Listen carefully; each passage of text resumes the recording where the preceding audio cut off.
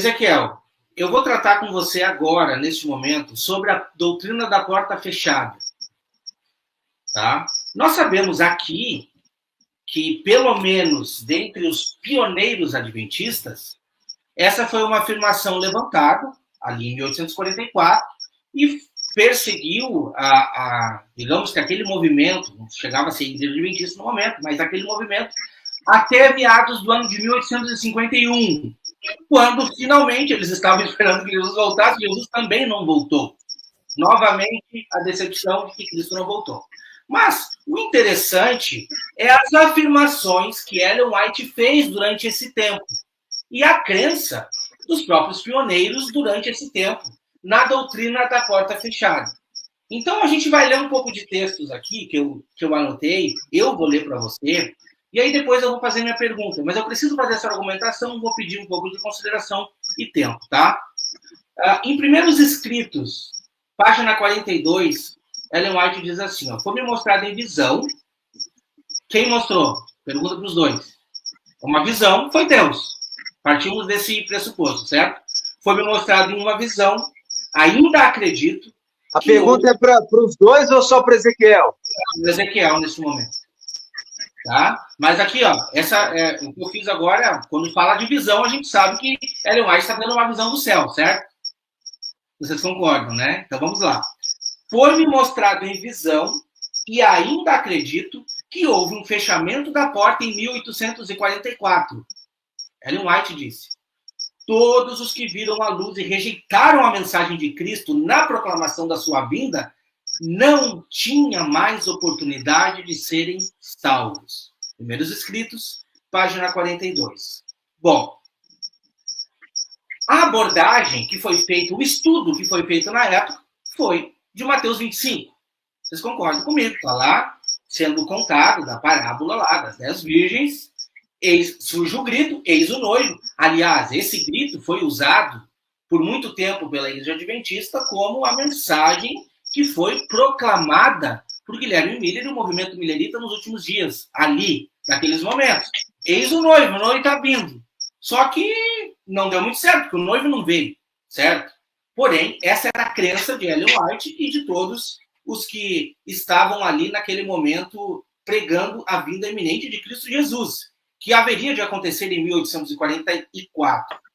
Bom, inicialmente Ellen White interpretou Mateus 25:10 como uma validação da crença na porta fechada, após 1844, sugerindo que aqueles que rejeitaram a mensagem adventista haviam perdido a sua oportunidade de salvação e, no entanto, à medida que a sua compreensão e dos pioneiros adventistas amadureceu, essa interpretação foi ampliada para incluir um conceito de ministério de Cristo no santuário celestial, reconhecendo que a graça de Deus permaneceria disponível para aqueles que haviam ouvido e entendido a mensagem de 1844. Vamos lá. A gente precisa pensar aqui no que eu estou falando para vocês. Essa graça está sendo estendida para aqueles que ouviram a mensagem. Então não é para todos. Bom, partindo desse princípio, a primeira visão de Ellen White, em dezembro de 1844, foi publicada no The Star, em dezembro de 1846. Você sabe da primeira visão dela, né?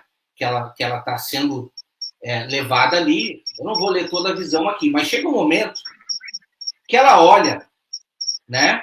E alguns estão gritando aleluia. Outros negam principalmente a luz atrás deles e diziam que não era de Deus que os tinham guiado até ali. Por quê? Essa visão que ela está tendo é uma interpretação da visão que ela está tendo aqui, que eu estou trazendo para vocês. Ela está vendo um povo que está gritando aleluia e o outro que está dizendo não, essa mensagem de vocês não é verdadeira. E aí ela diz, e ela traz essa informação. A luz atrás deles se apagava, deixando seus pés em total escuridão.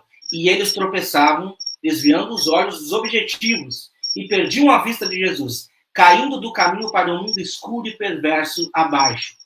Era tão impossível para eles voltarem ao caminho e seguirem para a cidade quanto para todo mundo perverso que havia rejeitado. Rejeitado o quê?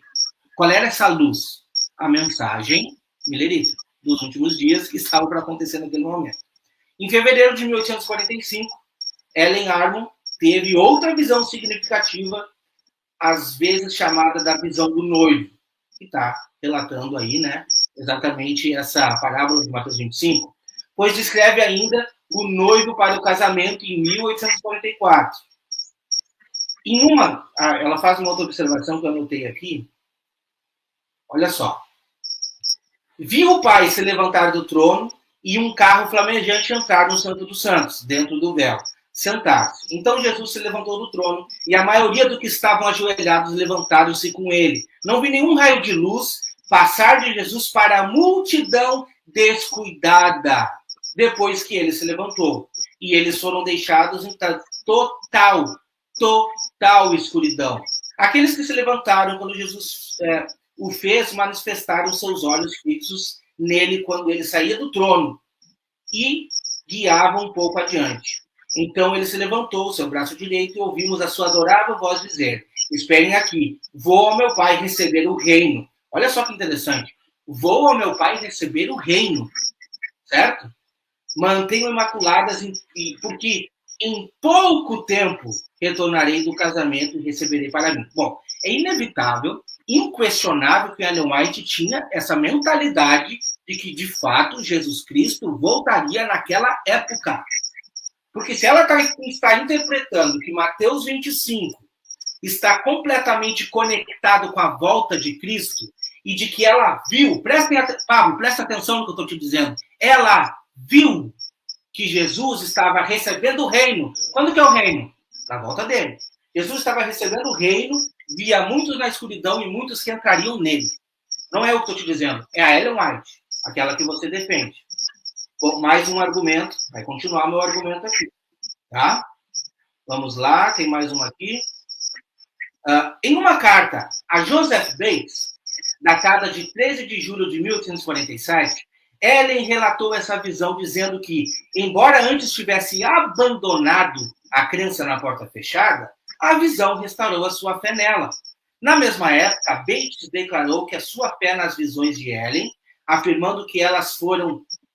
Bates declarou fé nas visões de Ellen, atestando de que ela era, né, a escolhida de Deus para trazer a mensagem ao mundo nos últimos dias. Bom, por um tempo, após o desapontamento de 1844, eu também mantive a visão de que a porta da graça havia sido fechada, diz ela. Essa foi a luz que nos foi dada em relação ao passado. Nossa decepção não foi em relação aos eventos que ocorreram em 1844, mas em relação à nossa compreensão deles. Não, só um pouquinho.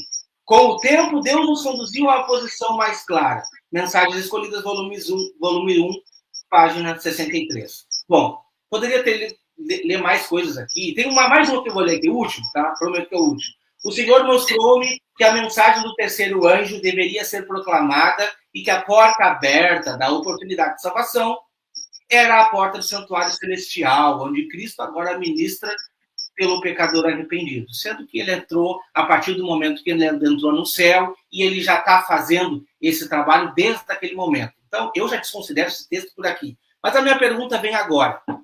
Seguido a tudo isso que a gente leu, que é pura Ellen White. Uma coisa que eu não tenho muito costume aqui, mas pura Ellen White. Você leu aí um comentário. Você leu um comentário de Ellen White. Você não leu o que Ellen White falou.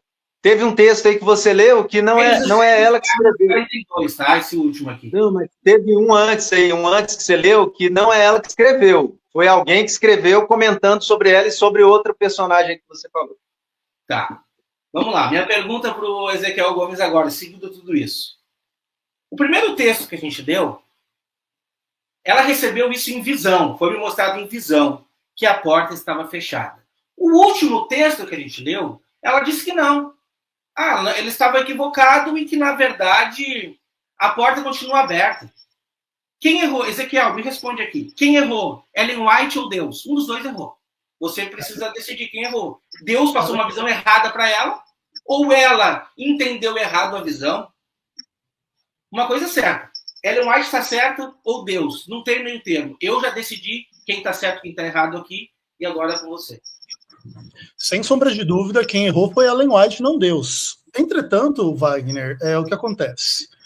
dentro da minha percepção a respeito dessas questões, em nenhum momento a visão adventista do sétimo dia verdadeira implica infalibilidade por parte de Ellen White. A própria ideia de que ela se corrigiu, inclusive no texto que você leu, já demonstra que ela entendeu errado, e ela até poderia avançar e dizer assim, olha, eu atribuí uma percepção minha, uma visão de Deus que eu entendi errado, e está errada, e a porta não está fechada, e a porta está aberta. E tanto que nós, adventistas do sétimo dia, até hoje, né, mesmo crendo na inspiração de Ellen White, pregamos o evangelho e etc. para as demais pessoas, crendo que a porta da graça está aberta. Entretanto, se você me permite, assim, a leitura crítica, Wagner, pelo menos da minha parte, ela é sempre respeitada.